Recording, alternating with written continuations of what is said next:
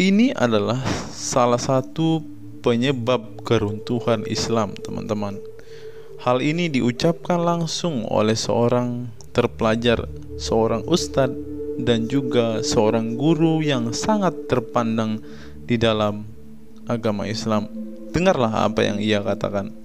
Nah, kenapa bisa seperti itu? Ternyata salah satu alasannya itu adalah karena banyak ulama-ulama palsu yang dianggap ulama beneran. Ulama-ulama palsu itu suka ditanya misalkan sama jamaahnya, kenapa Islam mundur, kenapa begini? Nah, jawaban yang semestinya adalah, oh iya ya Islam mundur, ayo kita bangkitkan kembali. Itu jawaban yang benar. Tapi jawaban dari ulama-ulama palsu, si ulama-ulama itu berpikir bahwa, iya ya kan saya juga tidak memberikan kontribusi terhadap dunia. Saya juga nggak ngerti fisika, saya juga nggak ngerti ilmu komunikasi, saya juga nggak ngerti sosiologi dan sebagainya. Oh, lalu bilang sama jamaahnya, ngapain belajar yang kayak gitu? Itu mah nggak akan bawa ke akhirat. Jadi sebenarnya kata-kata itu adalah tameng untuk menyelamatkan harga dirinya, harga diri dari ulama palsu itu yang egonya tinggi itu.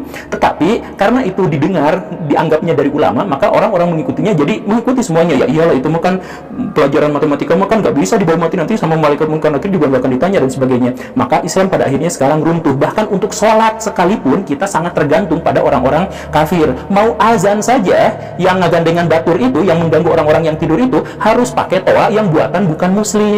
Bikin Masjidil Haram pun kita menggunakan teknologi non-muslim. Iya kan, seperti itu. Kita melakukan ini itu seluruhnya tergantung pada orang-orang non-muslim. Tetapi di sisi lain kita teriak-teriak kafir, kafir, kafir dan sebagainya. Kan jadi gak tahu diri. Makanya ya saya bukan menyalahkan sepenuhnya. Saya ngajak Baraya untuk mari kita berkontribusi terhadap peradaban dunia, karena itulah yang diperintahkan oleh Allah. Itulah yang diperintahkan di dalam Al-Quran. Jadi semua dalil-dalil itu bukan hanya dihafal. Yang paling harus itu adalah difahami kemudian dilaksanakan. Sebab kata Nabi, ada kriteria orang-orang atau sekelompok orang yang disebut sebagai anjing-anjing neraka. Mereka itu hafal Quran hanya sampai di lisan saja.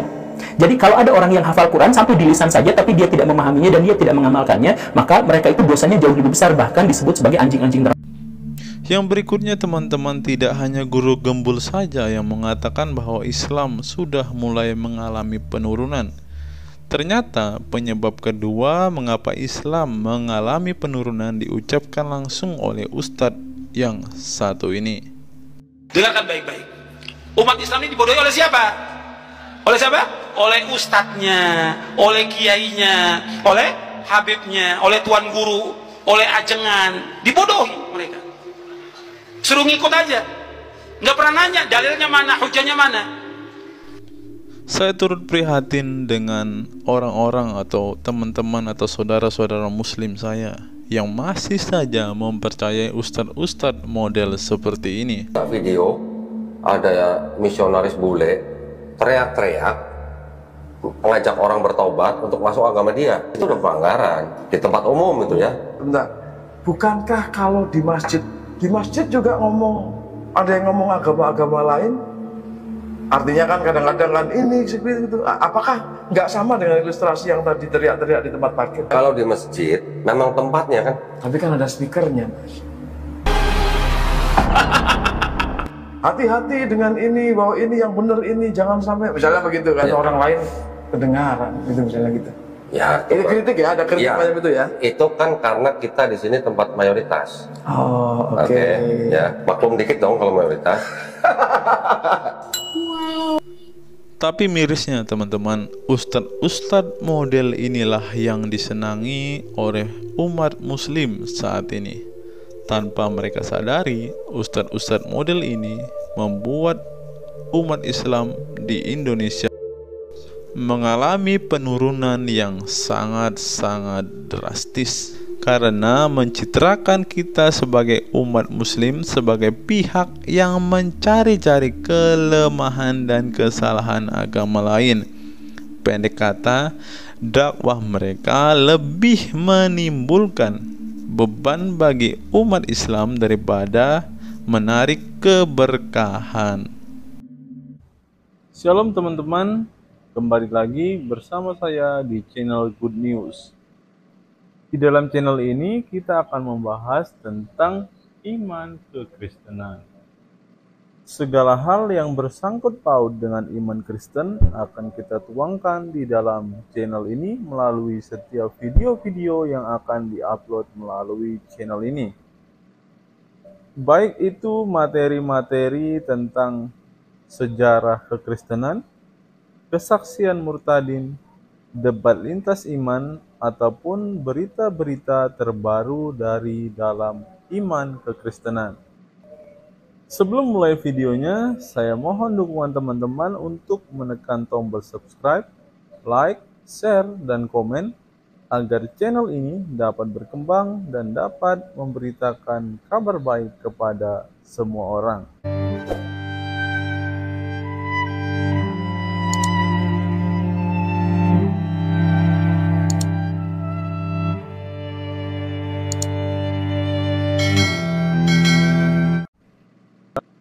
Channel ini mempunyai sebuah program, yaitu program membaca Alkitab selama 1 tahun, di mana di setiap akhir video ini kita akan bersama-sama membaca Alkitab dari Kejadian sampai Wahyu. Dalam 1 hari kita akan membaca sebanyak 3 pasal.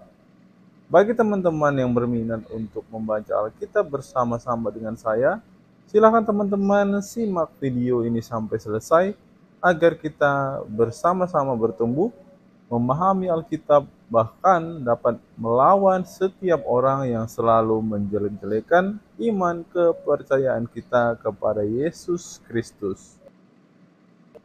Sebelum mulai video ini, ada baiknya teman-teman menyeduh kopi terlebih dahulu, agar dalam menyaksikan setiap video dari dalam channel ini, teman-teman tidak mengantuk dan teman-teman bisa fokus untuk menyimak setiap video-video yang akan diupload melalui channel ini.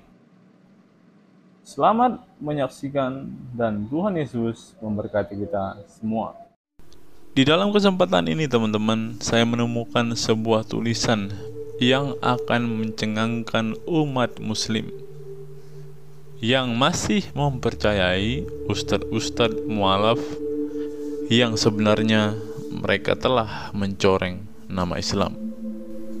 Dakwah para mualaf yang mencoreng wajah Islam. Ini salah satunya teman-teman. Teman-teman tahu kan?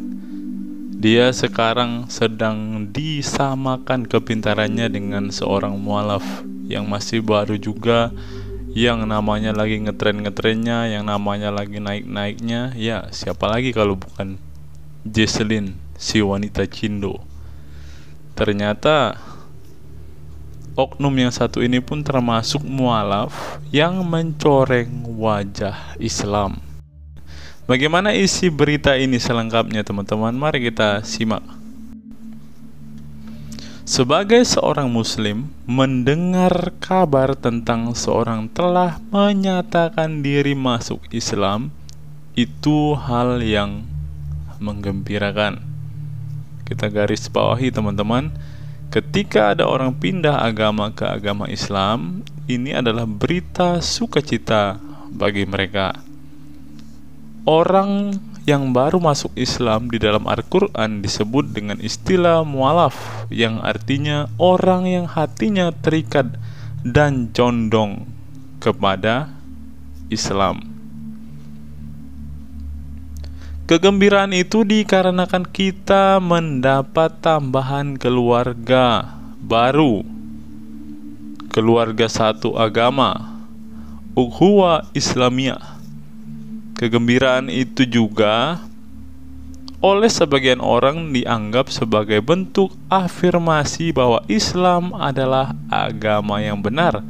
Buktinya, banyak orang yang masuk ke agama Islam ini, teman-teman. Sebaliknya, apabila ada orang yang keluar dari Islam, maka hati mereka tersayat, sedih dan merasa kehilangan saudara satu agama. Memang banyak orang yang masuk Islam, namun banyak pula yang kita tidak tahu bahwa orang keluar dari Islam dan masuk agama lain. Buktinya ada seorang ustadz berkata bahwa tidak mungkin ada ulama besar, tidak mungkin ada orang-orang cerdas yang pindah ke agama Islam. Ini dia cuplikan videonya. Sekarang banyak orang soleh yang menjadi kafir. Sekarang banyak orang soleh yang menjadi kafir. Konversi agama adalah gejala lama dan biasa terjadi di kalangan masyarakat beragama. Kita boleh bergembira dan sedih atas konversi agama, namun dalam batas yang wajar saja. Sebagai mualaf, pada umumnya pengetahuan mereka tentang Islam sangatlah terbatas karena mereka baru masuk Islam. Namun, fenomena yang terjadi, dakwah mereka mencerminkan bahwa seolah-olah merekalah yang tahu segalanya tentang Islam. Nah, inilah yang terjadi di Indonesia saat ini, teman-teman. Ketika ada seorang mualaf yang baru pindah agama, seharusnya mereka adalah orang-orang yang pengetahuannya tentang Islam itu seharusnya sangat terbatas karena mereka baru masuk Islam, kan? Namun yang terjadi di Indonesia, orang-orang mualaf ini langsung disuruh berdakwah, langsung diangkat sebagai ustadz, langsung ada juga yang diangkat sebagai guru besar atau menjadi ustazah. Hal itu mengecualikan bagi mualaf yang memang memiliki latar belakang pengetahuan akademis tentang Islam yang mendalam sebelumnya.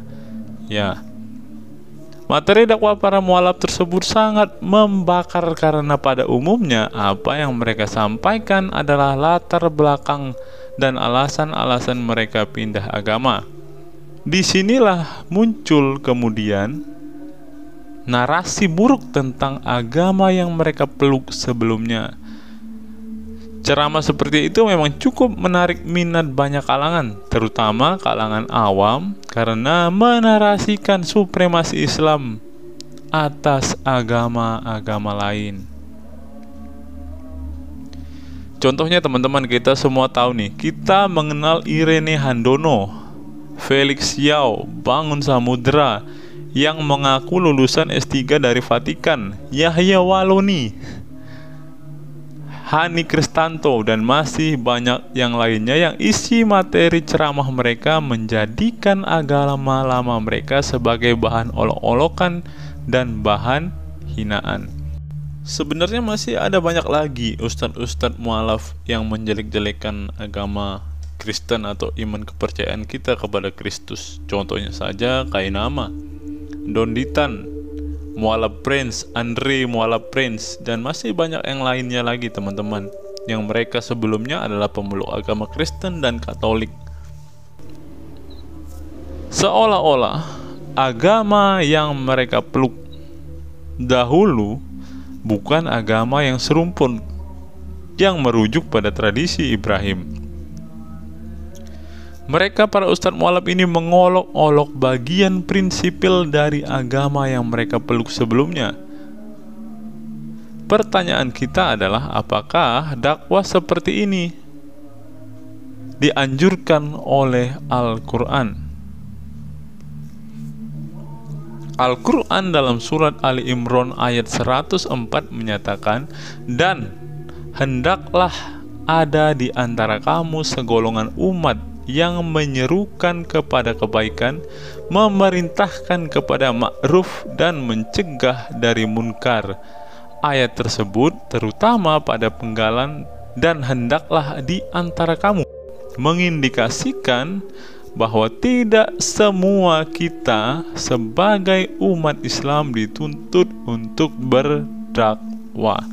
Tidak boleh orang sembarangan itu berdakwah, apalagi isi dakwahnya itu seperti para mualaf-mualaf itu, di mana mereka di bagian sebelumnya yang kita baca ini, teman-teman, dikatakan mereka mengolok-olok bagian prinsipil dari agama yang mereka peluk sebelumnya. Kita tahulah Ustadz Kainama sampai hari ini pun masih juga mengolok-olok agama Kristen, padahal ia sudah meninggalkannya.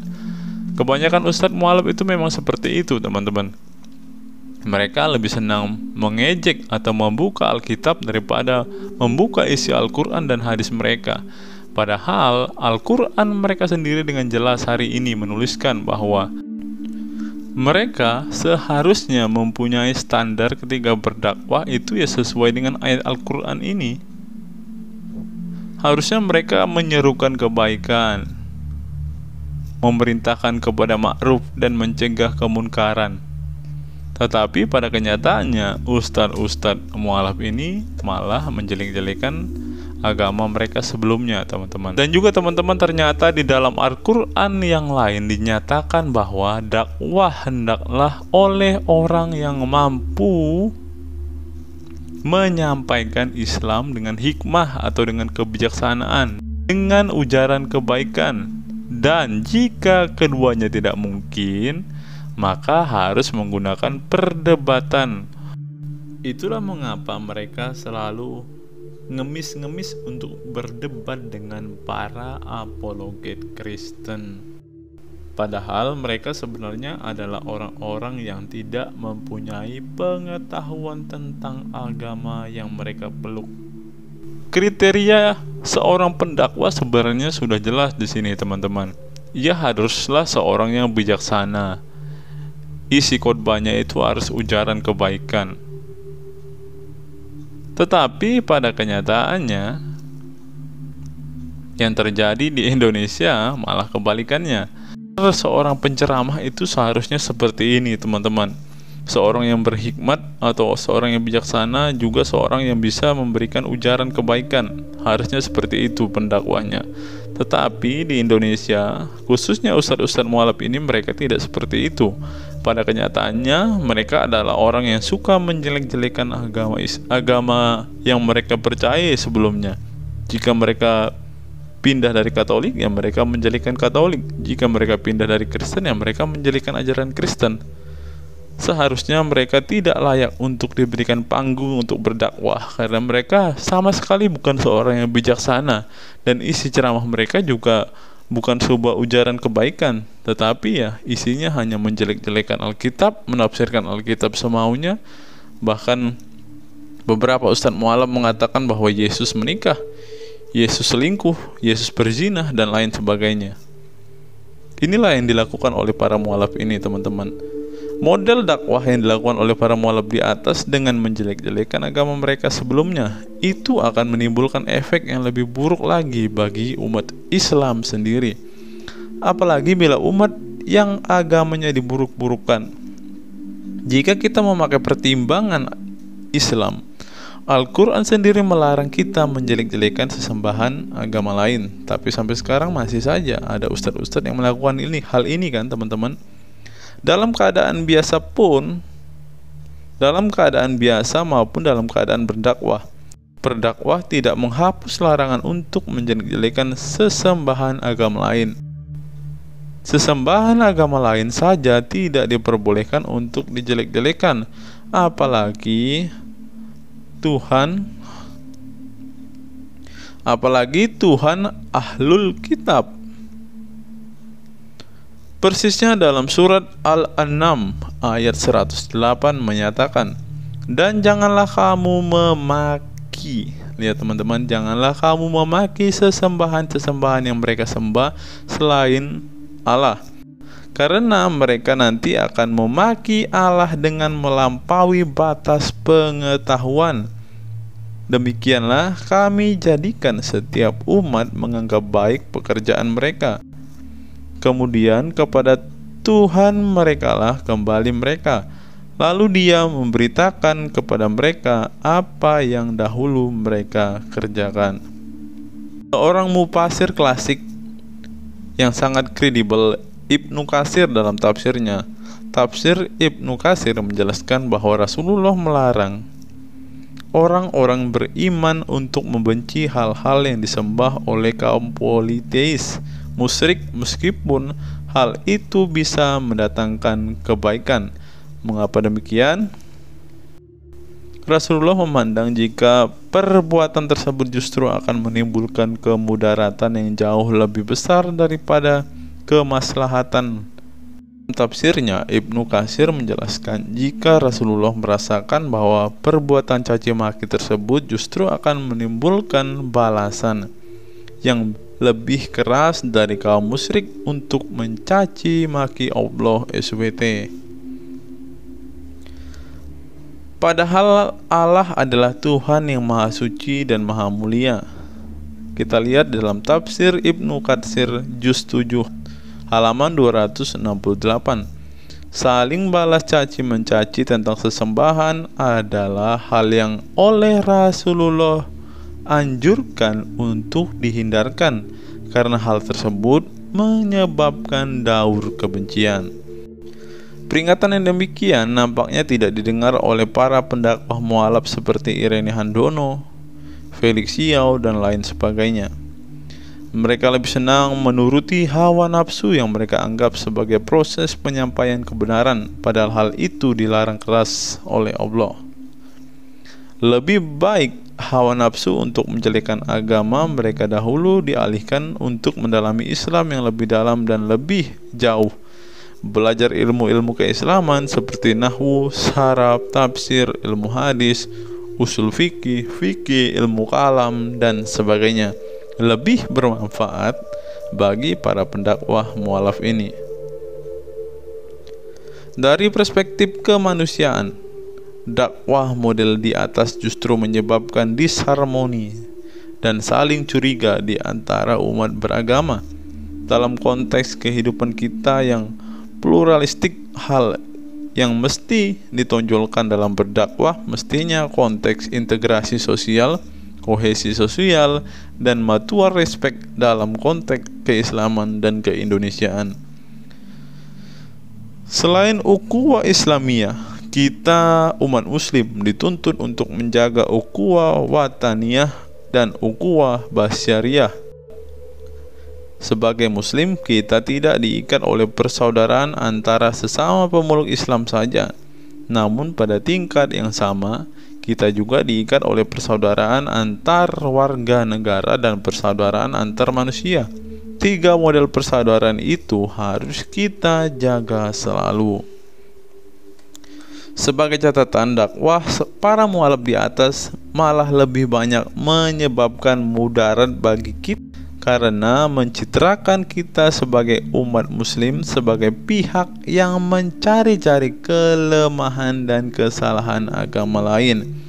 Pendek kata, dakwah mereka lebih menimbulkan beban bagi umat Islam daripada menarik keberkahan. Saya berharap melalui video ini saudara-saudara muslim kita tidak kepanasan. Seharusnya mereka mengevaluasi diri, melihat diri, dan memperhatikan siapa sebenarnya ustadz-ustadz yang harus mereka percayai, siapa sebenarnya ustadz-ustadz yang harus mereka dengarkan ceramahnya. Bukan seperti ustadz-ustadz mualaf ini yang hanya melakukan provokasi, yang selalu menjelek-jelekkan kitab orang lain dengan berkata kitabmu itu palsu, kitabmu itu contekan, kitabmu itu jiplakan, Tuhanmu itu hanya mayat saja, dan lain sebagainya. Seharusnya sahabat-sahabat muslim, teman-teman muslim berpikir secara waras dan secara sadar bahwa sebenarnya ustadz-ustadzmu ini sedang ngibul. Saya teringat dengan satu perkataan Ustadz almarhum yang sangat terkenal. Dia berkata, jika agama yang engkau percayai sudah tidak mengajarkan kebenaran, maka tinggalkanlah ajaran itu. Jangan takut murtad dong. Oleh karena itu, yuk sekarang kita berpikir, jangan takut murtad dong. Jangan takut murtad dong. Daripada kamu mempercayai sesuatu yang tidak benar. Kiranya melalui video yang kita saksikan hari ini, kita semua diberkati dan kita semua semakin percaya kepada Yesus Kristus, bahwa Kristus adalah satu-satunya Tuhan yang menyelamatkan setiap orang yang percaya kepadanya. Seperti biasa teman-teman, di akhir video kita akan membaca Alkitab selama 1 tahun dari Kejadian sampai Kitab Wahyu. Setiap harinya kita akan membaca Alkitab sebanyak 3 pasal. Pada kesempatan hari ini kita akan membaca Alkitab dari Kitab Keluaran pasal yang ke-26 sampai kepada pasal yang ke-28. Kiranya melalui pembacaan firman Tuhan ini kita semua diberkati, semakin bertumbuh, dan lebih-lebih kita mengetahui apa yang menjadi kehendak Tuhan bagi hidup kita pribadi lepas pribadi. Tuhan Yesus memberkati kita semua. Keluaran pasal 26 mengenai kemah suci. Kemah suci haruslah kau buat dari 10 tenda dari linen halus yang dipintal benangnya, dan dari kain ungu tua, kain ungu muda, dan kain kirmizi dengan ada kerupnya. Buatan ahli tenun haruslah kau buat semuanya. Panjang tiap-tiap tenda harusnya 28 hasta dan lebarnya tiap-tiap tenda 4 hasta. Segala tenda itu harus sama ukurannya. 5 dari tenda itu harusnya dirangkap menjadi satu, dan 5 lagi juga harus dirangkap menjadi satu. Pada rangkapan yang pertama, di tepi satu tenda yang di ujung haruslah engkau membuat sosok-sosok kain ungu tua, dan demikian juga di tepi satu tenda yang paling ujung pada rangkapan yang kedua. 50 sosok harus kau buat pada tenda yang satu, dan 50 sosok pada tenda yang di ujung pada rangkap yang kedua, sehingga sosok-sosok itu tetap berhadapan satu sama lain. Dan haruslah engkau membuat 50 kaitan emas dan menyambung tenda-tenda kemah suci yang satu dengan yang lain dengan memakai kaitan itu sehingga menjadi satu. Juga haruslah engkau membuat tenda-tenda dari bulu kambing menjadi atap kemah yang melindungi kemah suci. 11 tenda harus kau buat. Panjang tiap-tiap tenda harus 30 hasta dan lebar tiap-tiap tenda 4 hasta, dan 11 tenda itu harus sama ukurannya. 5 dari tenda itu haruslah kau sambung dengan tersendiri, dan 6 dari tenda itu dengan tersendiri. Dan tenda yang ke-6 haruslah kau lipat 2 di sebelah depan kemah itu. Haruslah engkau membuat 50 sosok pada rangkapan yang pertama di tepi suatu tenda yang di ujung, dan 50 sosok di tepi satu tenda pada rangkapan yang kedua.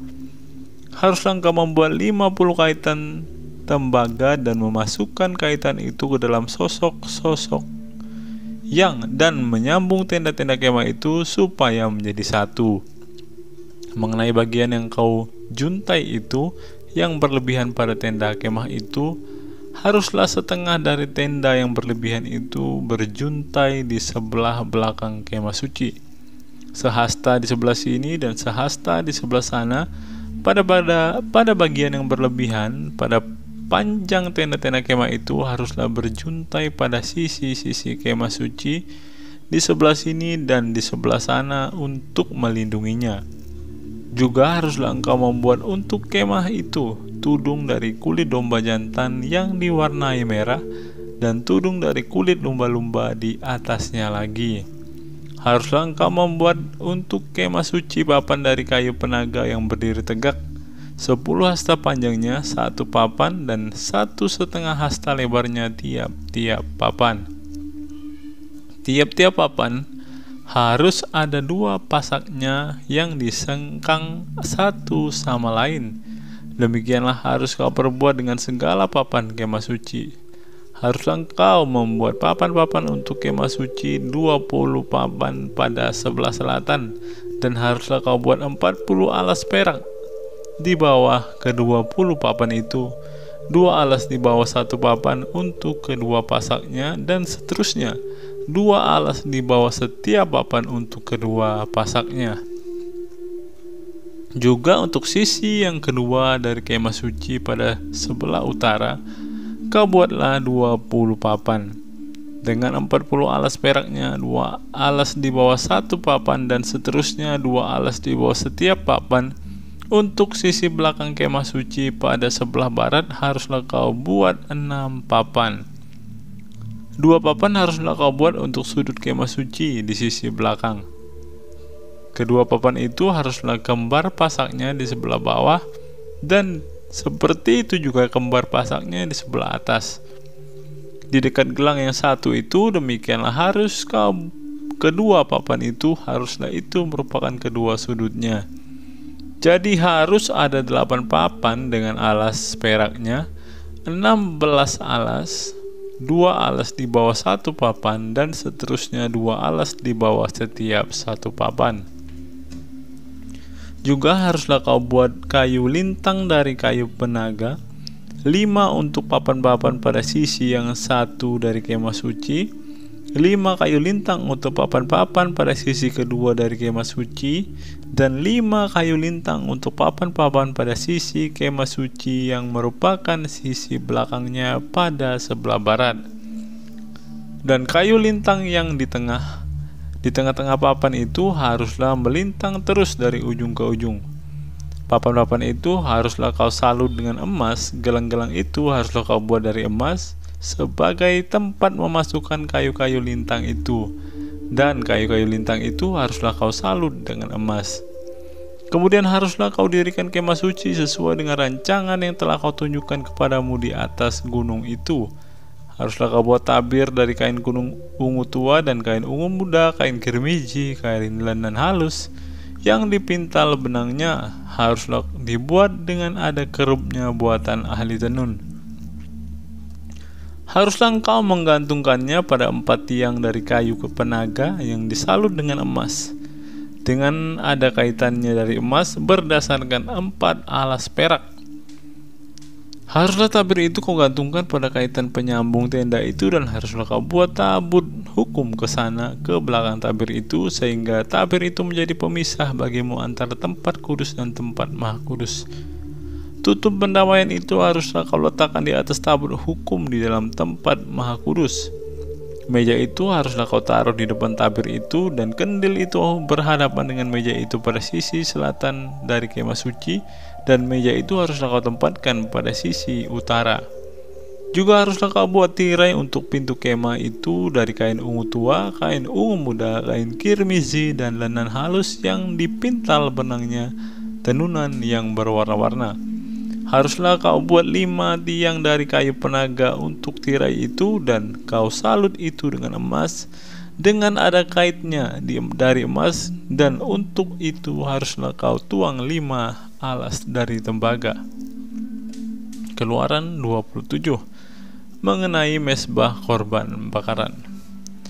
Haruslah engkau membuat mezbah dari kayu penaga 5 hasta panjangnya dan 5 hasta lebarnya, sehingga mezbah itu 4 persegi, tetapi 3 hasta tingginya. Haruslah engkau membuat tanduk-tanduknya pada keempat sudutnya. Tanduk-tanduknya itu harus seiras dengan mezbah itu, dan haruslah engkau menyalutnya dengan tembaga. Juga harus engkau membuat kuali-kuali tempat menaruh abunya, dan sodok-sodoknya, dan bokor-bokor penyiraman garpu-garpunya, dan pembaraan-pembaraannya. Semua perkakasnya itu harus kau buat dari tembaga. Haruslah engkau membuat itu untuk kisi-kisi, yakni jala-jala tembaga, dan pada jala-jala itu haruslah kau buat 4 gelang tembaga dan keempat ujungnya. Haruslah engkau memasang jala-jala itu di bawah jalur mezbah itu, mulai dari sebelah bawah sehingga jala-jala itu sampai setengah tinggi mezbah itu. Haruslah engkau membuat kayu-kayu pengusung untuk mezbah itu. Kayu-kayu pengusung itu dari kayu penaga dan menyalutnya dengan tembaga. Kayu-kayu pengusungnya itu haruslah dimasukkan ke dalam gelang-gelang itu, dan kayu-kayu pengusung itu haruslah ada pada kedua rusuk mezbah itu. Waktu mezbah itu diangkut, mezbah itu harus kau buat berongga dan dari papan seperti yang ditunjukkan kepadamu di atas gunung itu. Demikianlah harus dibuat mezbah itu. Mengenai pelataran, haruslah engkau membuat pelataran kemah suci. Untuk pelataran itu pada sebelah selatan harus dibuat layar dari lenan halus yang dipintal benangnya, 100 hasta pandangnya pada sisi yang satu itu. Tiang-tiangnya harus ada 20, dan alas-alas tiang itu harus 20 dari tembaga, tetapi kaitan-kaitan tiang itu dan penyambung-penyambungnya harus dari perak. Demikian juga pada sebelah utara, pada panjangnya harus ada layar 100 hasta panjangnya. Tiang-tiangnya harus ada 20, dan alas-alas tiang itu harus 20 dari tembaga, Tetapi kaitan-kaitan itu dan penyambung-penyambungnya harus dari perak.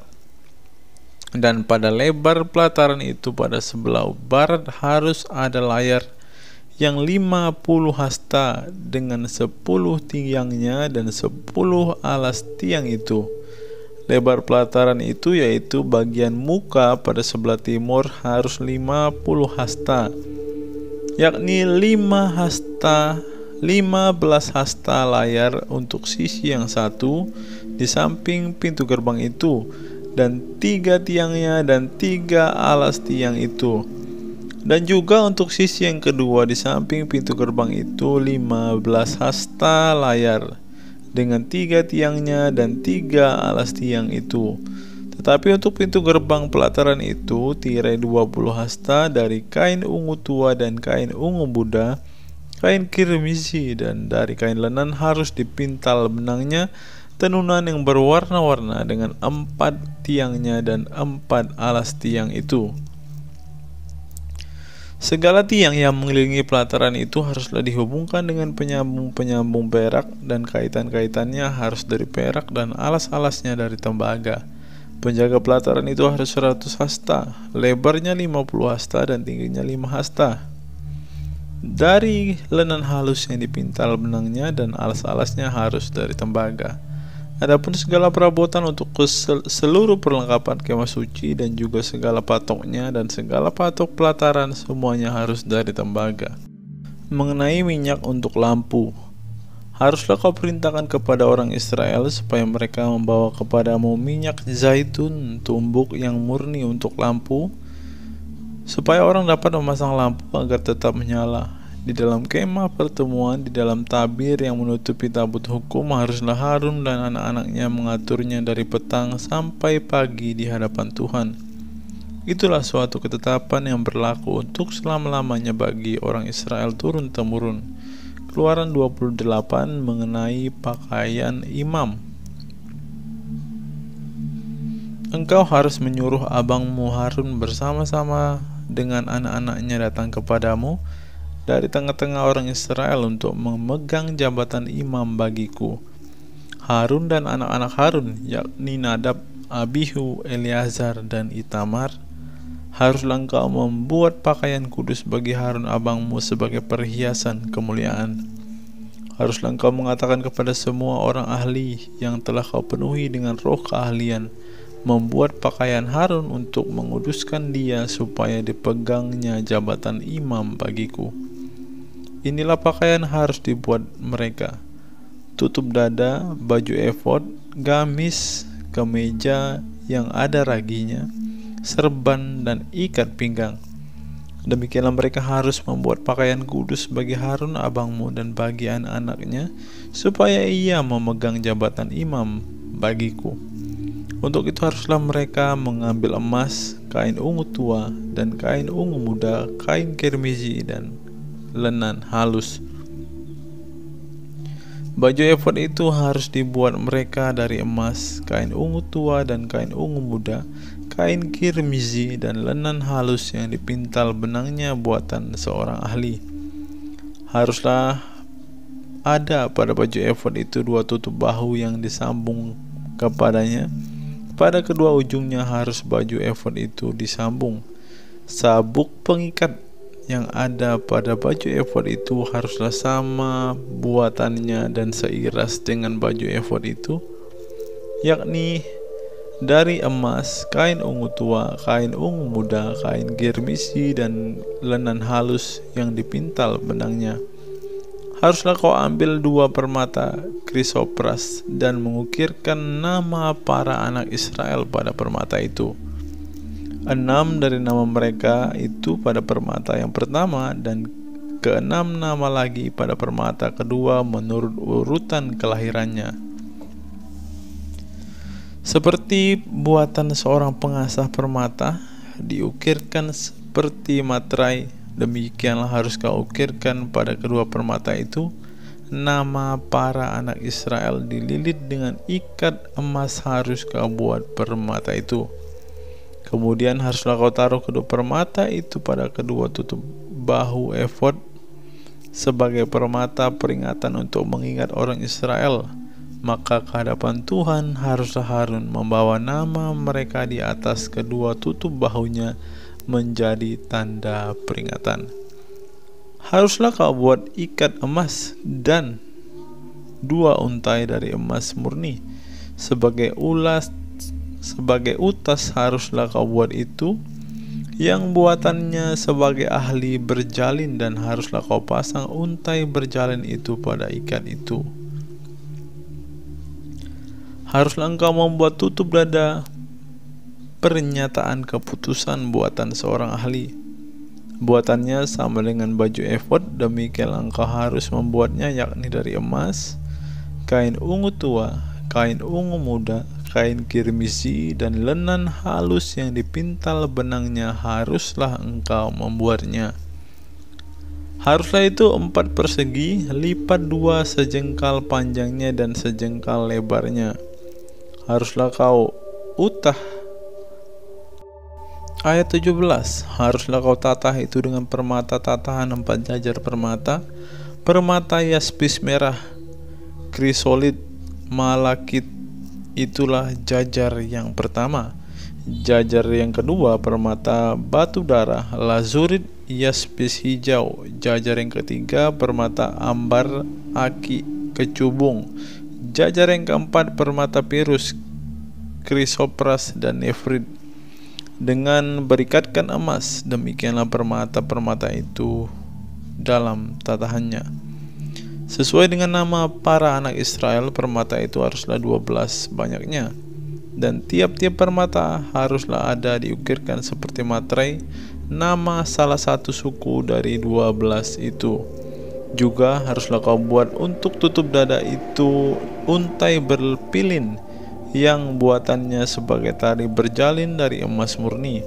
Juga haruslah kau buat untuk tutup dada itu 2 gelang emas, dan kedua gelang itu harus kau pasang pada kedua ujung tutup dada.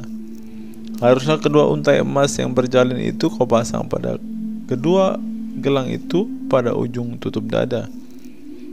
Kedua ujung lain dari kedua untai berjalin itu haruslah kau pasang pada kedua ikat emas itu. Demikianlah kau pasang pada tutup bahu baju efod di sebelah depannya.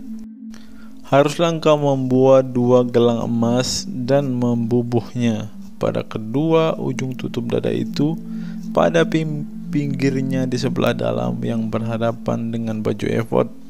Juga haruslah engkau membuat 2 gelang emas dan memasangnya pada kedua tutup bahu baju efod di sebelah bawah pada bagian depan dekat ke tempat persambungannya di sebelah atas sabuk baju efod.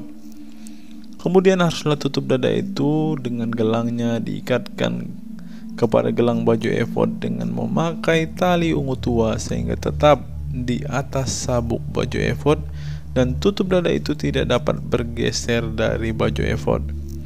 Demikianlah di atas jantungnya harus dibawa Harun nama para anak Israel, dan pada tutup dada pernyataan keputusan itu apabila ia masuk ke dalam tempat kudus supaya menjadi tanda peringatan yang tetap di hadapan Tuhan. Dan di dalam tutup dada pernyataan keputusan itu haruslah kau taruh Urim dan Tumim. Haruslah itu di atas jantung Harun apabila ia masuk menghadap Tuhan, dan Harun harus tetap membawa keputusan bagi orang Israel di atas jantungnya di hadapan Tuhan. Haruslah kau buat gamis baju efod dari kain ungu tua seluruhnya. Lehernya haruslah di tengah-tengahnya. Lehernya itu harus mempunyai pinggir sekelilingnya buatan tukang tenun seperti leher baju zirah. Haruslah lehernya itu supaya jangan koyak. Pada ujung gamis itu haruslah kau buat 5 dari kain ungu tua, kain ungu muda, dan kain kirmizi pada sekeliling ujung gamis itu, dan di antaranya berselang-seling giring-giring emas, sehingga 1 giring-giring emas dan 1 buah delima selalu berselang-seling pada ujung gamis itu. Haruslah gamis itu dipakai Harun apabila ia menyelenggarakan kebaktian, dan bunyinya harus kedengaran apabila ia masuk ke dalam tempat kudus di hadapan Tuhan, dan apabila ia keluar pula, supaya ia jangan mati. Juga haruslah engkau membuat patam dari emas murni, dan pada patam itu kau ukirkanlah di ukiran seperti materai, kudus bagi Tuhan. Haruslah patam itu engkau beri bertali ungu tua, dan haruslah itu diletakkan pada serban di sebelah depan serban itu. Patam itu haruslah ada pada dahi Harun, dan Harun harus menanggung akibat kesalahan terhadap segala yang dikuduskan oleh orang Israel, yakni terhadap segala persembahan kudusnya. Maka haruslah patam itu tetap ada pada dahinya sehingga Tuhan berkenan akan mereka. Haruslah engkau menenun kemeja dengan ada raginya dari lenan halus, dan membuat serban dari lenan halus, dan haruslah kau buat ikat pinggang dari tenunan yang berwarna-warna. Juga bagi anak-anak Harun, haruslah kau buat kemeja-kemeja, dan haruslah kau buat ikat-ikat pinggang bagi mereka. Dan daster-daster haruslah kau buat bagi mereka untuk menjadi perhiasan kemuliaan. Maka semuanya itu haruslah kau kenakan pada abangmu Harun bersama-sama dengan anak-anaknya. Kemudian kau harus mengurapi, mentahbiskan, dan menguduskan mereka sehingga mereka dapat memegang jabatan imam bagiku. Buatlah celana-celana lenan bagi mereka untuk menutupi daging auratnya. Celana itu haruslah dari pinggang sampai paha panjangnya.